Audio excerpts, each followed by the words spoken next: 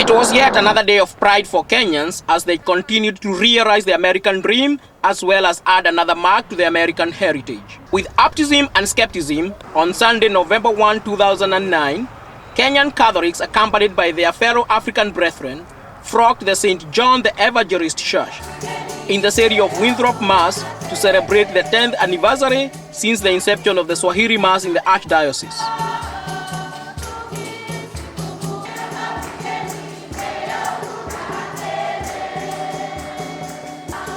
The Mass that was hosted by Father Bach or presided over by Father Maroba was diverse in every aspect. From the metaphors prayed for, such as table salt and water, to the spoken languages.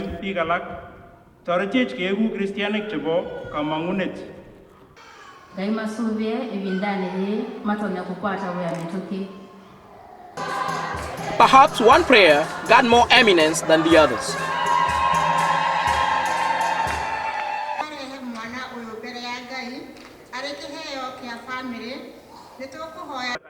The clergy was an amalgamation of African countries all under one faith for a common goal: peace in the world. During the sermon, Father Bach narrated his Kenyan experience. Jambo.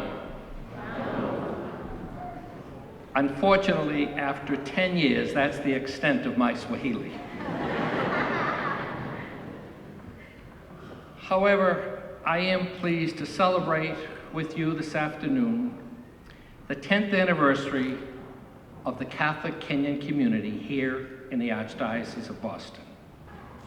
And I must tell you that I have been very impressed with the commitment and dedication of so many of you towards your Catholic faith.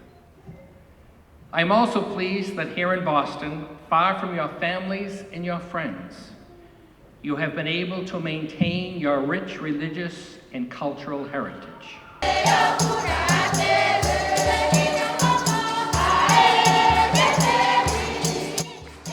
The anniversary celebration Mass that coincided with the All Saints' Day was characterized by song and dance as a Ugandan choir solemnized the mood to serve each other in your name, in truth and charity.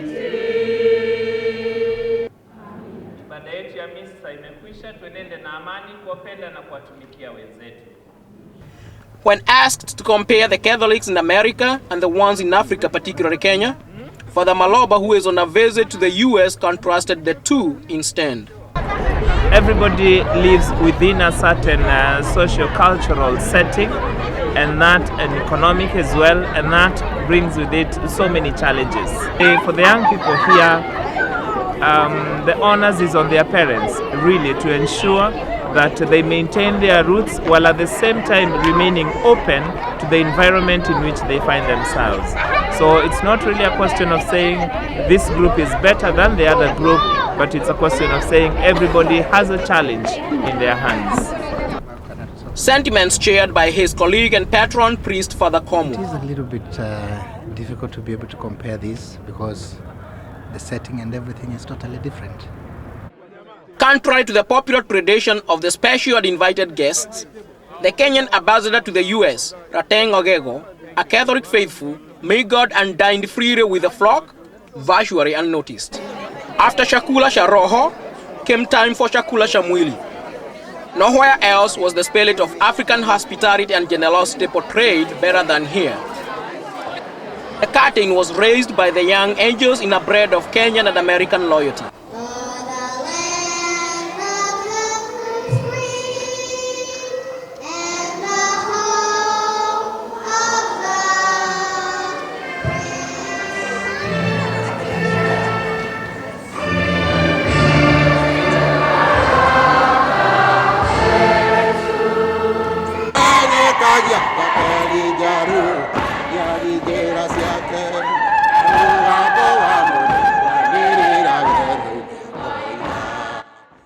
As the call for all to join the church rent the air, the ecstasy of the gospel music in an Africanized version electrified the entire hall.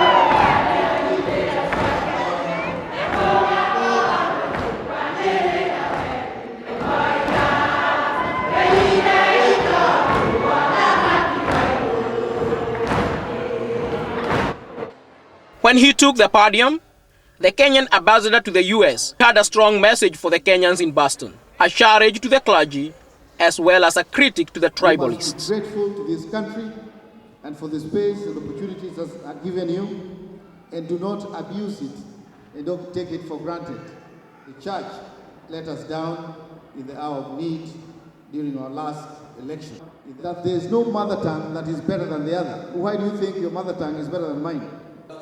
The Swahili Mass in Winthrop, Boston, was born when a new parish priest, Father Charles Bach, mingled with Kenyans at a birthday party of a young Kenyan who had suffered in a road accident.